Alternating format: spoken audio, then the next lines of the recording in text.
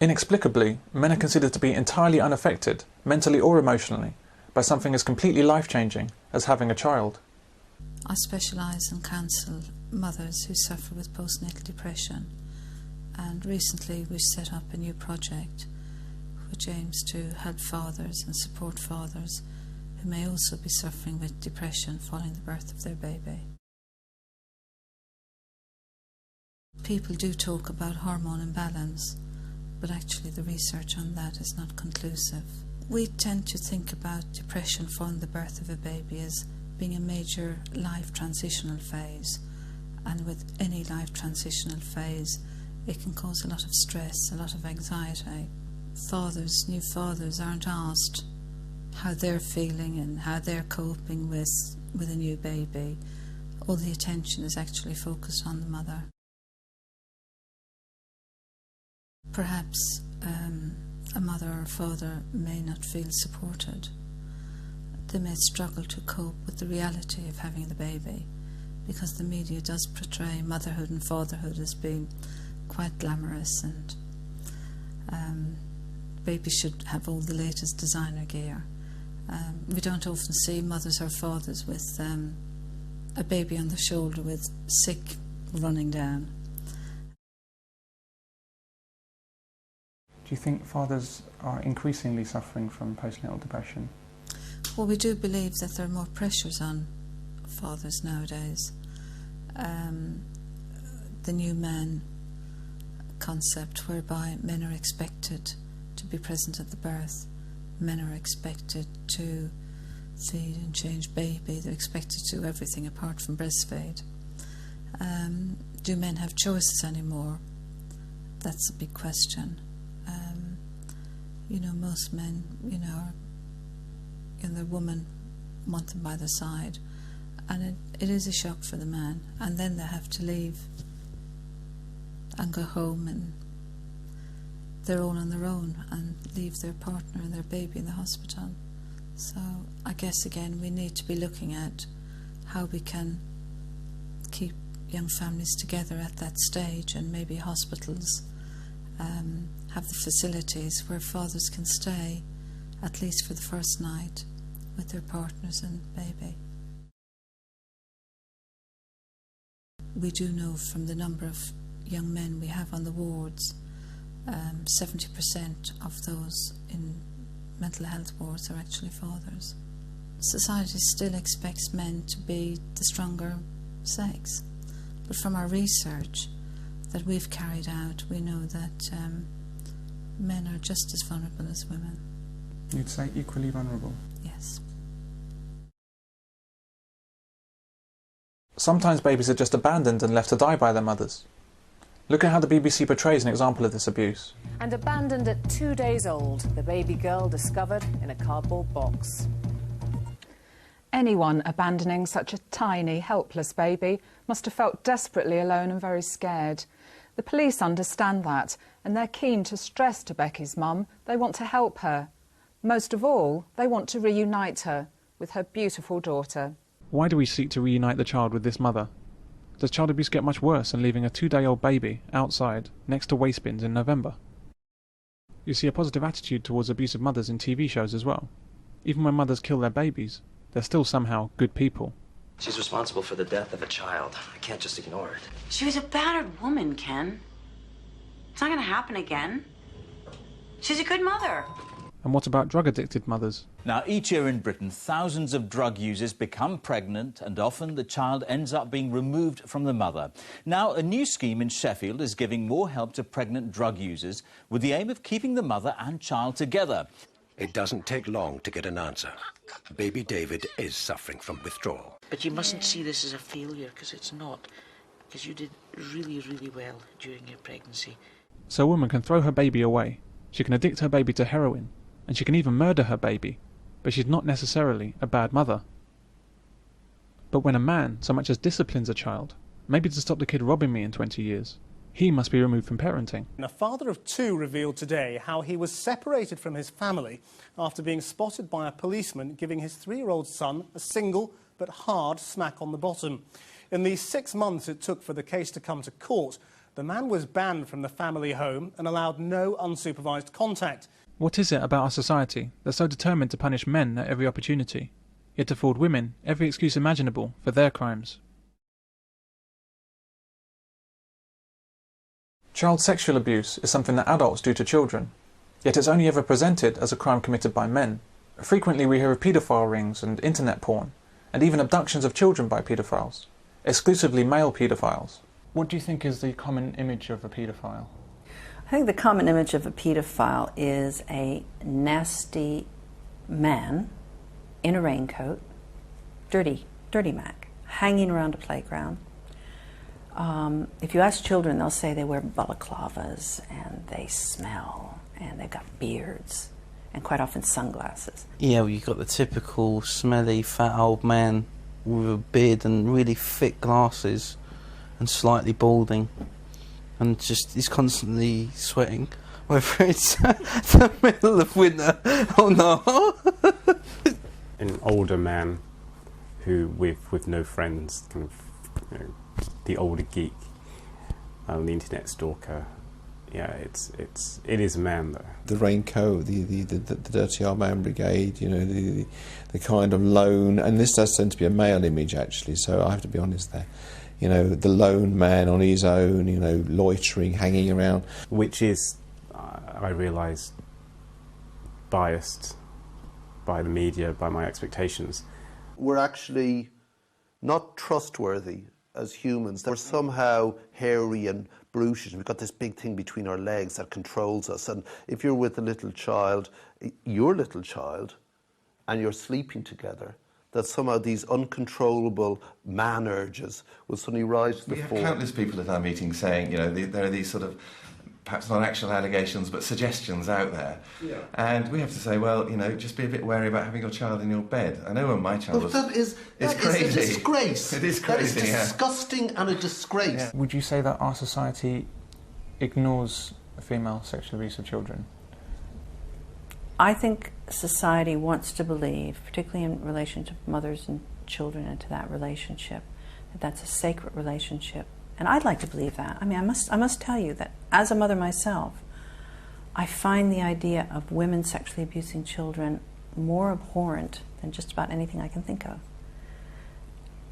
Because most mothers, and indeed fathers, would kill to protect their children. They would do anything to protect their children. And the fact that that has been betrayed makes it more difficult for society to acknowledge it.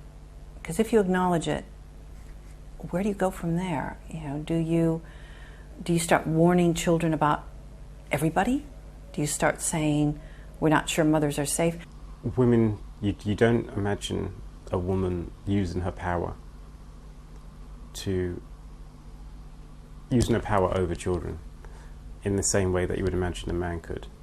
Fathers are often falsely accused of child sexual abuse by women seeking custody of a child and to ensure punishment for the man she no longer loves. Domestic violence, you must hear it all the time to stop dads from seeing their kids. Well, that's not the only sort of allegation. What about sexual abuse? It's very easy for the mother to say and very difficult for the father to disprove. And then the second thing, if that doesn't work fast enough, they call it the silver bullet in Canada. That means that she claims that he's molested the children. And that means that he's immediately then barred from everything, and the divorce goes straight through, and he loses his children, and he will never see them again. Divorce cases, custody cases, we're seeing more and more and more of that, where the woman wanting to get full custody of the child is suddenly, out of the blue, making allegations that the father has abused the child and is coaching the child to say the same. When you talk to the child, however, and they cannot describe the sounds, the tastes, the smells, and all of that, you can start to know that they've been coached because they're just parroting words. But it's so destructive, both to the child. I have no patience at all with parents who use that, with the mothers who use that as an allegation against fathers to keep them from their children. I think that is wicked. Does it only tend to be that one way? Mothers it does fathers? Tend to be, yes. We have. I don't know of any cases, there may be some, where the father is alleged abuse by the mother to get custody of the child. In your experience, how many of the allegations of abuse or violence are substantiated? Well, I think that's a very difficult question. I would think probably not a lot. If a man who has recently separated from his partner, wife, whoever, and has his 4 or 5-year-old child in the bed with him... But isn't that sad? Maybe. But it's women that are more likely to use their child as some sort of substitute. According to the people who contacted me, it would quite often just be them and the mother in the home. And for the little boys, when they were little boys, they were almost used as if they were the husband. And the little girls were abused as well. So The sustained attack on men from every news outlet and so many agencies has successfully caused every member of society to treat men as automatically suspect. Men increasingly think of each other as potential paedophiles, and perfectly normal men will question their own thoughts and actions around children. I recall one man during the Madeleine McCann disappearance telling me he could imagine men passing her round for abuse. What's happening in our society that could prompt a thought like that about men, from a man, when the likelihood is that such abuse exists in imagination only? When we hear hoofbeats behind us, how have we been programmed to think zebras and not horses? If we were to begin to treat women with the same suspicion as men are treated in this area, we'd have to look at women that choose to be single mothers. Having children as a single parent is so incredibly difficult. Why would women willingly choose to do this, unless they wanted to be at home, by themselves, with helpless children?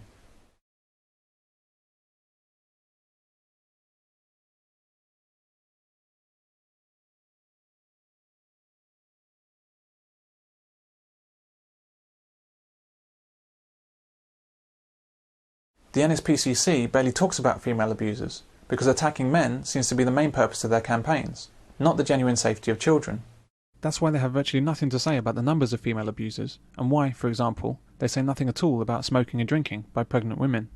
The NSPCC should be making huge efforts to protect children when they're at the most vulnerable, in the mother's womb. Smoking and drinking alcohol by pregnant women is responsible for 1,000,000 times more damage to children than men have ever done, but they say absolutely nothing about this, which shows that they're not actually concerned about preventing cruelty to children.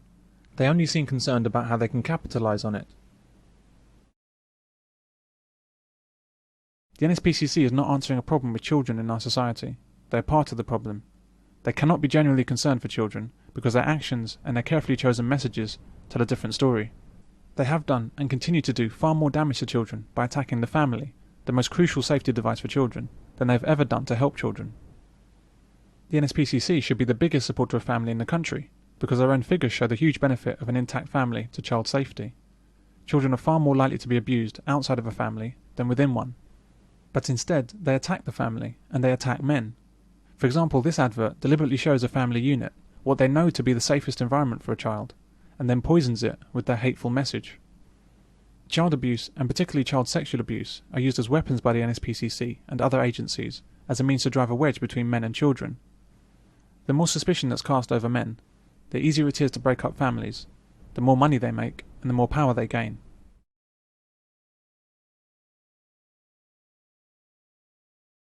The NSPCC has an army of fundraisers in the form of thousands of people that believe they're working for a good cause by helping out in any way they can.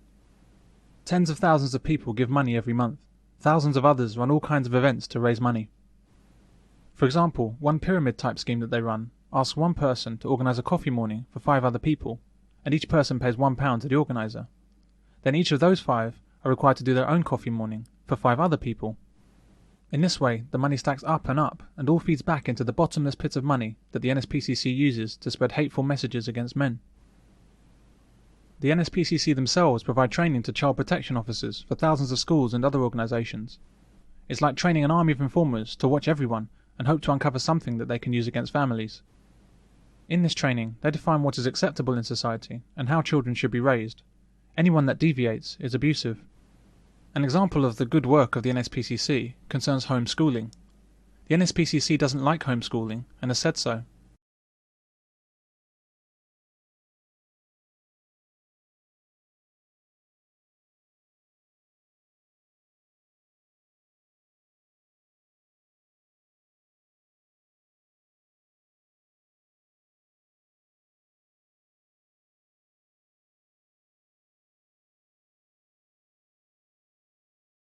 The NSPCC wants every child to be under their watchful eyes or the eyes of someone that they've trained, so that children can be kept safe. If you dare to raise your child in any other way, the NSPCC will make a case for abuse, with the chief suspect being you.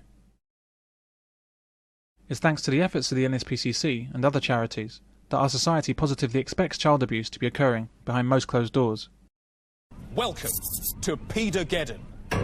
People like this are everywhere. That's why my own children are here with me. Good night, children.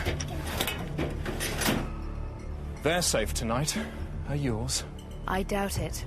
It's quite easy to understand why the NSPCC is so hateful towards men, and why its existence is fundamentally anti-family. Imagine two candidates going for the position of Director of Fundraising at the enormous and successful business we know and love as the NSPCC.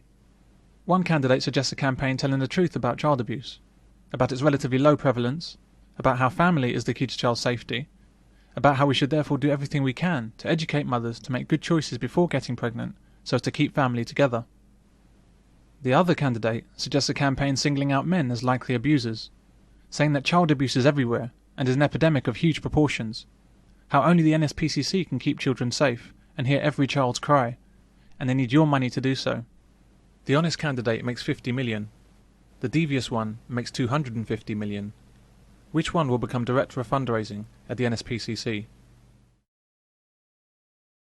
So, for example, NGOs, non-governmental organisations, very large charities, voluntary organisations, many of whom have very explicit political agendas and bend facts, bend what they're saying to fit.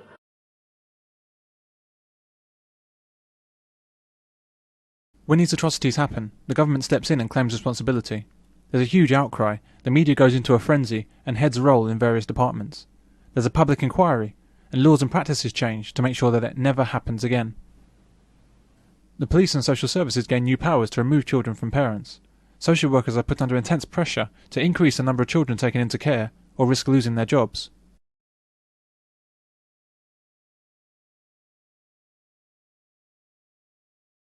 With these kids that are being taken into care because mum's got a low IQ. So it seems now that social workers, in their endeavour to get more kids being put up for adoption, well, how can we do that? Right, all these people that can't, we don't think, look after their kids properly, we're going to push them up for adoption. So you've got half a dozen cases in Essex where, because mum's got a low IQ, kids are literally being taken away from her, and she's been told you can see them when you're 18. It might seem that social services and the police are taking a whipping during these cases, but it's a whipping they're actually glad for, because it ensures that they acquire more power. By accepting responsibility for crimes that their very activities in stripping fathers from children have helped to create, they further take over the role of father from men and make the situation worse. By taking the heat for each outrage that occurs, they're able to award themselves more and more power in what they claim is an attempt to stop future occurrences.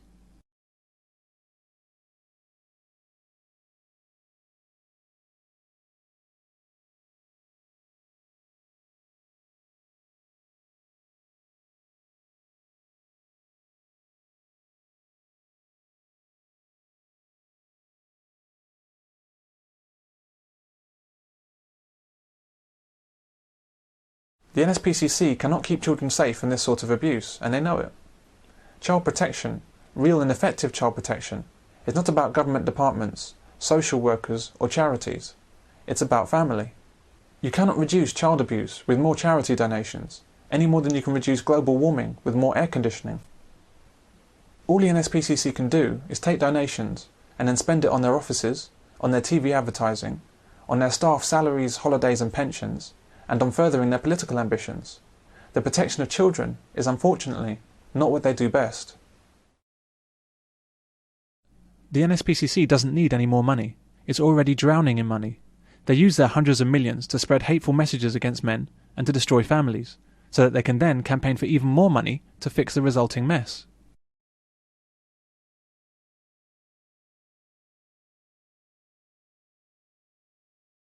The ridiculous notions that feminists have about relationships are being imposed on the rest of us. And what is forgotten is all of this, is that children need to be hugged, they need to be kissed, they need to be loved, even sometimes by their teachers, you know, especially if they've fallen over, hurt themselves, they're upset, what have you. what we have is a situation where we are governed by organisms, government, feminists, the abuse industry, whose sole interest is stirring up as much hatred as they possibly can. And we see this all the time in their rhetoric, constantly trying to cast suspicion on those who have intimate relations with each other. Is the man sexually assaulting the child? Is he being domestically violent towards his wife? Is he raping the woman that he's dating? It's all negative. That's a major problem, which the men's movement will obliterate. Attempts to outlaw smacking, for example, are not about keeping children safe from harm. A smacking ban simply makes it easier to further invade the home, arrest parents, and disrupt family. For their own purposes, the NSPCC is determined to write into law the ludicrous assumption that parents are not able to distinguish between chastisement and physical abuse. We believe that there's a groundswell of support in Parliament for a complete ban on physical punishment, which means that there'd be a completely clear message to professionals and to parents especially, hitting a child was never okay. Opponents of an outright ban claimed it would restrict a parent's power to reprimand children who, for instance, run into the road. Stan, could you just explain what the other option is about the child who runs into the road without giving it a smack if it does it too often? Grab the child. You pull the child back. You say to the child, you don't do that. There are many ways, I can assure you. There are many ways.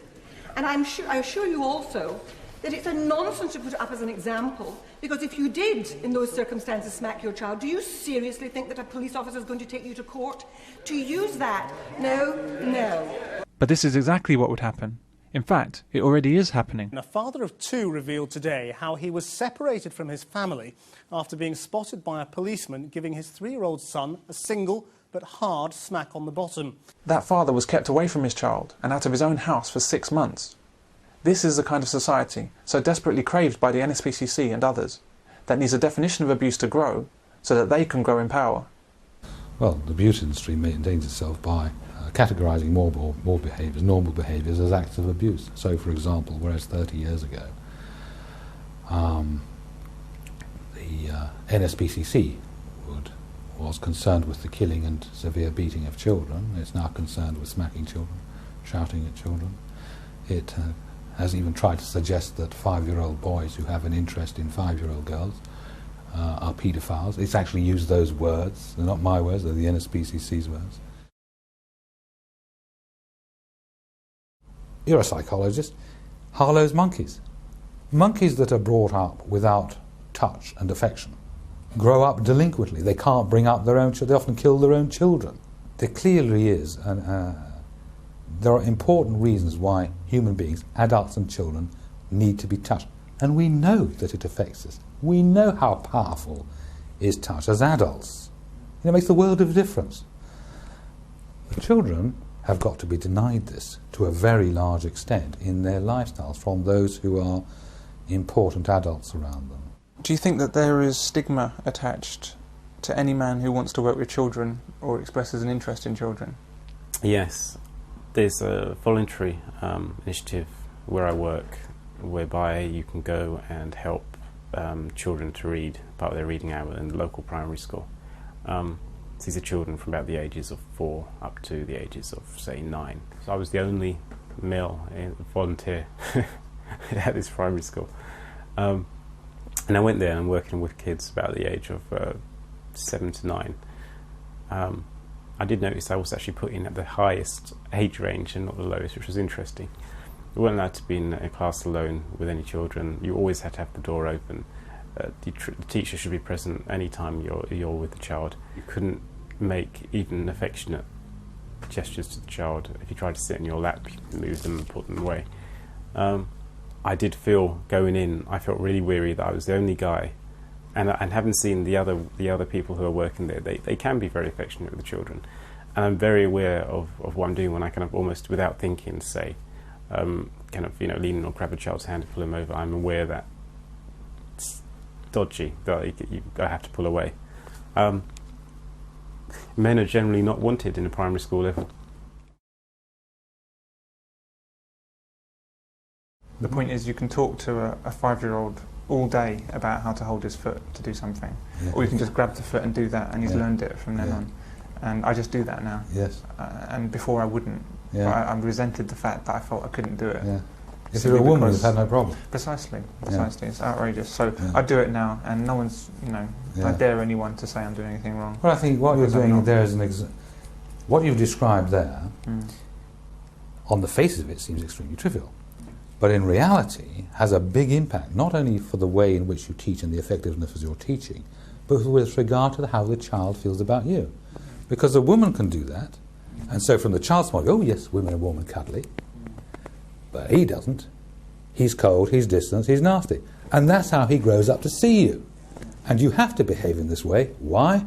Because of the feminists and because of the hysterics in the child abuse industry. These people have, in my view, caused enormous damage. Sorry. These people, in my view, have caused enormous damage. And I have said on my website, I'll say it again, I'm sure you won't put this out, but I think the National Society for Prevention of Cruelty to Children has done more harm to our children than all the paedophiles in this country put together. I believe it. I think I can justify it. I think I can prove it to the extent that anything can be proved. And I really am very angry that we have this parasitic organisation in our midst, taking our money, by and large, to demonise men and fathers in the eyes of everybody. Perhaps you don't remember those adverts they were showing maybe 5 or 6 years ago. No, I probably wasn't tuned. Well, basically demonising men, casting suspicion on men's relationships with children. They were also at the forefront of the recovered memory, satanic abuse ritual, hysteria. And this organisation has the support of millions of people in this country, and I'd like to see them exposed. It's what of everyone, it seems. It's a very well-regarded organisation, Yeah. isn't it? It's not well regarded by a lot of people who work with children, I'll just say. Social workers are not very keen on the NSPCC because they see it as interference from a bunch of people who do not have as much expertise in dealing with children, but plenty of expertise in raising money, which is what the organisation seems to be about.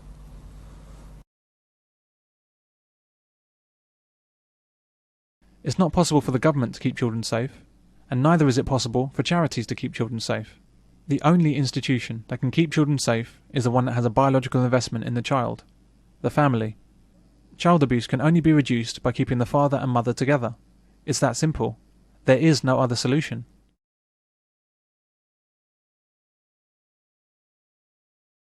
The presence of the real father is the key to child safety. We don't need more government power, we need government support of family. We don't need parasitic entities like the NSPCC, the Child Support Agency, or Children's Commissioners. What we do need is simply what nature intended: dad, mum, and child.